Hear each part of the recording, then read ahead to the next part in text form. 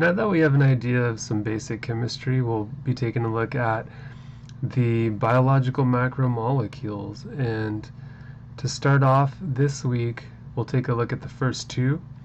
There's actually four: carbohydrates, lipids, proteins, and nucleic acids. This week we'll be taking a look at the ones that provide energy for the body, the carbohydrates and lipids. And here in this picture, we're seeing some purified sugar. And is sugar poisonous? Well, it really depends. So let's learn more about the structure of sugar. Sugars are also known as carbohydrates. They're energy molecules. Here's some examples. Glucose is a sugar, fructose, sucrose. They have this ringed shape where there's a carbon at each spot in the ring. And the formula for sugars is for every carbon, there's a water. And that's why they're called carbohydrates, as if each carbon is hydrated with water. And the general formula for sugars we have in our diet is C6H12O6, just like glucose and fructose. So these are simple sugars. Simple sugars are also known as monosaccharides, meaning that they're one sugar. Glucose and fructose are the most common in the diet, and if those were to connect together, forming a bond, then it's a disaccharide. It's a two sugar. And this is also known as sucrose, or the sugar from a sugar cane. Like that, it would be called table sugar, what we put on our cereal in the morning. Okay, so a good question we can ask: is sugar good or bad for all y'all? And here we have the structure of glucose. It's a 6-carbon sugar. It's a ring. And then we have the structure of fructose. It's also a 6-carbon sugar, although notice how the structure is different. Even though it has the same formula, C6H12O6, the structure of the sugar is different, and the sugars will be processed in the body differently because they do have a three-dimensional different shape. So we'll take a look and kind of compare and contrast these two types of sugars. So glucose is the most abundant sugar on the planet, made by plants and anything that photosynthesizes, and it's very common in a lot of foods, especially plant-based foods.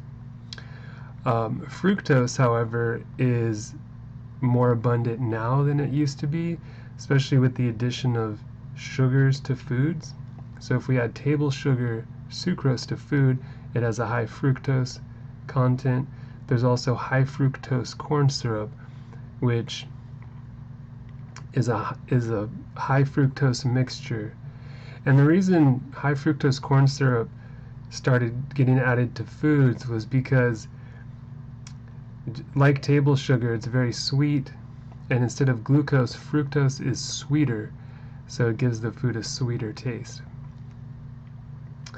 How do these sugars react with our body? So if we eat glucose in natural foods, or just in general, when the glucose gets into our blood through our stomach, the pancreas, usually the glucose will get stored in the liver at first, and the pancreas will release insulin. And what the insulin does is it circulates through the body, throughout the blood, and it creates channels for the glucose to get pumped into the cells. So normally if you consume glucose, that glucose will get processed and it will spread throughout the body, and the insulin allows it to go from the blood into the cells. If you eat fructose, what happens is it doesn't necessarily go through that same insulin pathway, and if you eat high processed sugars, a lot of that fructose gets converted directly to fat in the liver.